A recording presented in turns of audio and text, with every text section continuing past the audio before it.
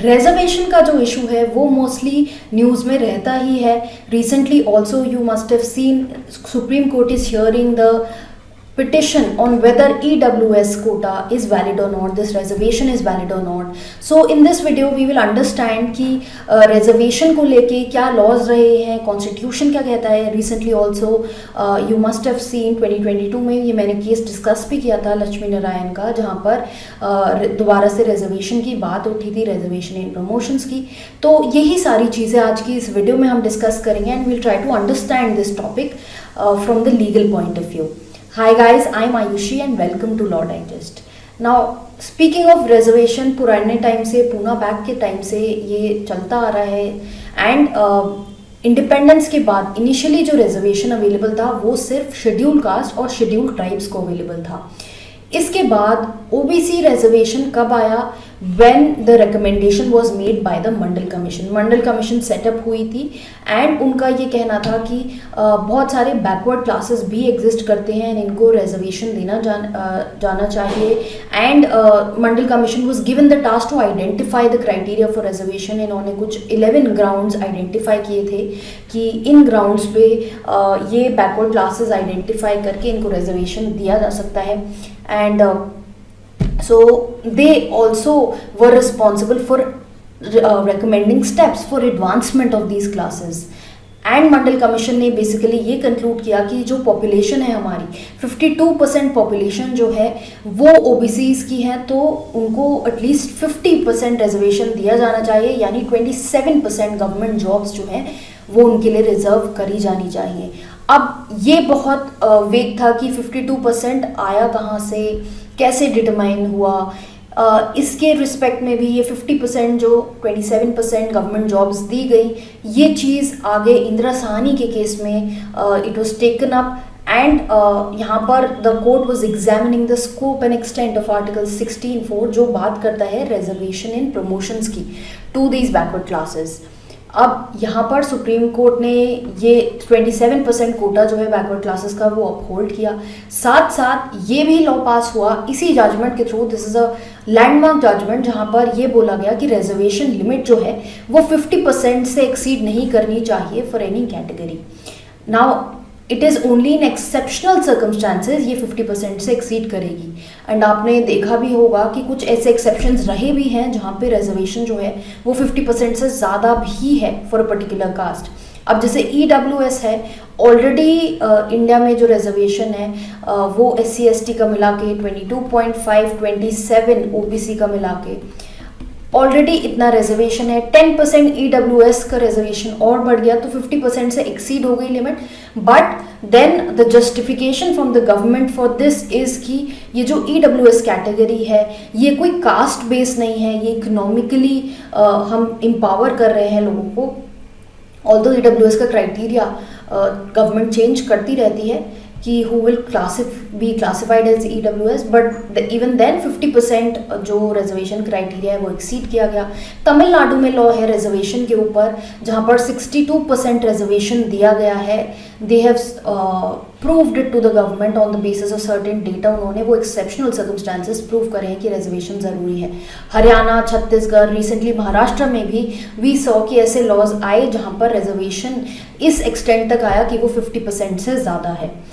Further एक creamy layer concept जिसको हम EWS प्रेजेंटली बोलते हैं, ये जो EWS का कॉन्सेप्ट है ये पहले से एग्जिस्ट करता है.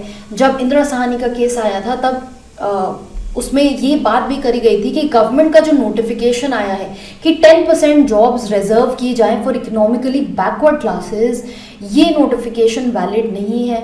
सुप्रीम कोर्ट ने यहाँ पर कहा, क्रीमी लेयर कॉन्सेप्ट को डिवाइस करते हुए उन्होंने कहा कि जो क्रीमी लेयर है उसको हटाया जाएगा. तो जो OBC जो बैकवर्ड क्लासेस में जो क्रीमी लेयर है उनको रिजर्वेशन नहीं मिलेगा, नॉन क्रीमी लेयर को रिजर्वेशन मिलेगा. NCL कैटेगरी जो आपने खुद भी देखा ही है. अब अगर हम बात करें कॉन्स्टिट्यूशन क्या कहता आया है, कॉन्स्टिट्यूशन में आर्टिकल 15(4) और 16(4) बात करते हैं स्टेट सेंट्रल रिजर्वेशन की for seats in government services for the members of ST/ST and OBCs. Initially 15(4) में OBC कैटेगरी इंक्लूडेड नहीं थी.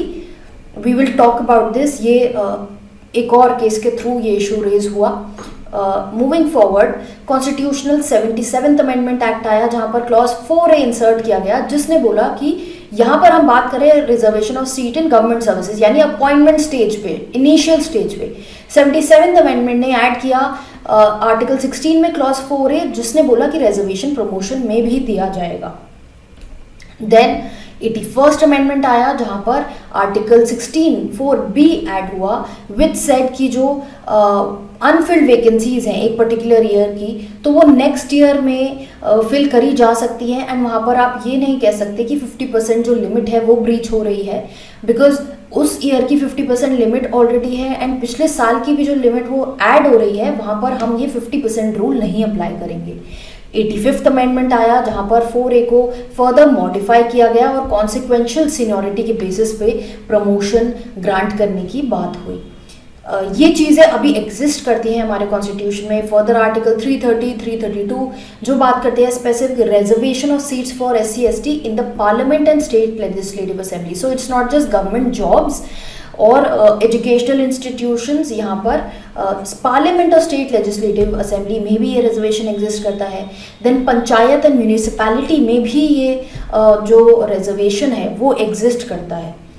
अब जो हम बात कर रहे थे कि 15(4) में अदर बैकवर्ड क्लासेस की बात नहीं थी, ये बात उठी थी इन state of Madras versus Champakam Dorai Rajan case. अब ये बहुत ही पहला स्टार्टिंग के इनिशियल केसेस में से एक है जहां पर इस केस के थ्रू फर्स्ट अमेंडमेंट लाया गया था, आर्टिकल 15(4) को अमेंड किया गया था, बिकॉज इनिशियली इट फेल्ट कि 16(4) सिर्फ SC/ST की 15 जो आर्टिकल है वो सिर्फ SC/ST रिजर्वेशन की बात करता है, जबकि 16(4) में अदर बैकवर्ड क्लासेस भी इंक्लूडेड हैं। तो इसी को अमेंड किया गया आर्टिकल 15 को एंड क्लॉज 4 ऐड किया गया। क्लॉज 4 कहता है कि स्टेट जो है वो स्पेशल प्रोविजन बना सकती है for advancement of socially and educationally backward classes और SC/ST। देन मूविंग फॉरवर्ड बहुत सारे केसेस आए। ये इशू जो है वो हर साल एज आई सेड इनिशियली कि अराइज होता ही है। M नागराज का जजमेंट आया जहां पर बात करी गई कि जो प्रमोशंस हैं ये जो हम प्रमोशन दे रहे हैं इसको वैलिड रखने के लिए क्या क्या क्राइटेरिया मीट करने ज़रूरी है। सुप्रीम कोर्ट ने बोला कि सबसे पहली बात ये SC/ST कम्युनिटी जो है ये socially and educationally backward class होनी चाहिए टू बी एबल कि हम इनको रिजर्वेशन दे सकें। देन SC/ST कम्युनिटीज़ जो हैं they should not be adequately represented in public employment, तभी उनको ये रिजर्वेशन दिया जाएगा। एंड फर्दर ये रिजर्वेशन ऐसा नहीं होना चाहिए कि एफिशिएंसी जो है एडमिनिस्ट्रेशन की वो अफेक्ट हो जाए कि हम गवर्नमेंट जॉब्स इनको दे तो दे बट हमारी एफिशिएंसी अफेक्ट हो जाए। तो ये 3 चीज़ें ध्यान में रखनी ज़रूरी है before granting any reservation, before making any policy. फिर जर्नैल सिंह वर्सेस लक्ष्मी नारायण गुप्ता केस, ये भी एक लीडिंग केस रहा 2018 में, जहाँ पर ये बात करी गई, कोर्ट ने ये बोला कि आपको क्वांटिफाइबल डेटा कलेक्ट करने की ज़रूरत नहीं है टू प्रूव कि शेड्यूल कास्ट या शेड्यूल ट्राइब बैकवर्ड है या नहीं। इनकी बैकवर्डनेस के लिए आपको प्रूव करने की ज़रूरत नहीं है। साथ साथ ये भी बोला गया कि जो रिजर्वेशन हम दे रहे हैं ये स्टेट का प्रेरोगेटिव है, स्टेट ये एक इनोबलिंग प्रोविजन है, स्टेट अपनी मर्जी से दे रहा है। 16(4)A जो है उसके अंडर स्टेट अपनी मर्जी से दे रहा है, अपने डिस्क्रिशन पे दे रहा है। As a matter of right you can not claim reservation in promotion. Then further ये बात करी गई कि जो लोग क्रीमी लेयर को बिलोंग करते हैं, अब हमने देखा था इनिशियली OBC जो क्रीमी लेयर को बिलोंग करते हैं इंदिरा साहनी केस में ये बोला गया था कि उनको रिजर्वेशन नहीं अप्लाई होगा, SC/ST की क्रीमी लेयर को होगा। जर्नैल सिंह के केस में ये बोला गया कि SC/ST में भी जो क्रीमी लेयर है उसको भी हटाया जाएगा एंड उनको रिजर्वेशन नहीं मिलेगा। इसके बाद मुकेश वर्सेस स्टेट का केस भी आया जहां पर फिर से यही बात हुई कि ये स्टेट का प्रेरोगेटिव है कि वो रिजर्वेशन देंगे या नहीं। BK पवित्रा का केस आया, BK पवित्रा केस में ये बात हुई कि कार्डर बेस्ड रिजर्वेशन नहीं होना चाहिए, क्लास बेस्ड रिजर्वेशन होना चाहिए।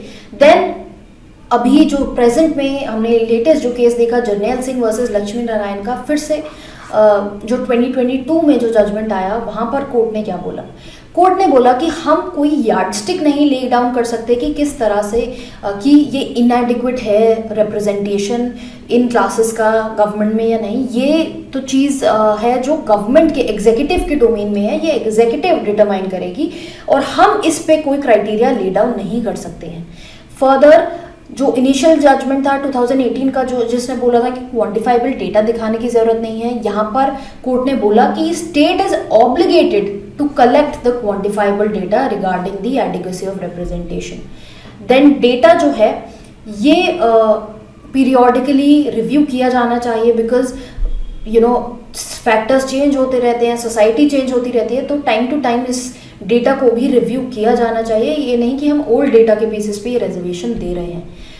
Further it said that cadre should be the unit for reservation, जो कि बीके पवित्रा केस में बोला गया था कि कार्डर नहीं class should be the basis of reservation. ये हटाकर कोर्ट ने यहाँ पर बोला है कि BK Pavitra case does not hold good, cadre should be the criteria and ये जो कलेक्शन है ये क्लास और ग्रुप के बेसिस पे नहीं हो सकता, it should be related to a particular grade और category of the post. Further ये जो एम नागराज का जजमेंट हमने देखा था, ये भी बात करी गई कि ये प्रोस्पेक्टिवली अप्लाई होगा, रेट्रोस्पेक्टिवली अप्लाई नहीं होगा, मतलब कि पुराने केसेस पे नहीं अप्लाई होगा, जिस डेट से वो आया है उस डेट से वो अप्लाई किया जाएगा, प्रोस्पेक्टिव एप्लीकेशन है। तो ये बेसिकली केस रहा है।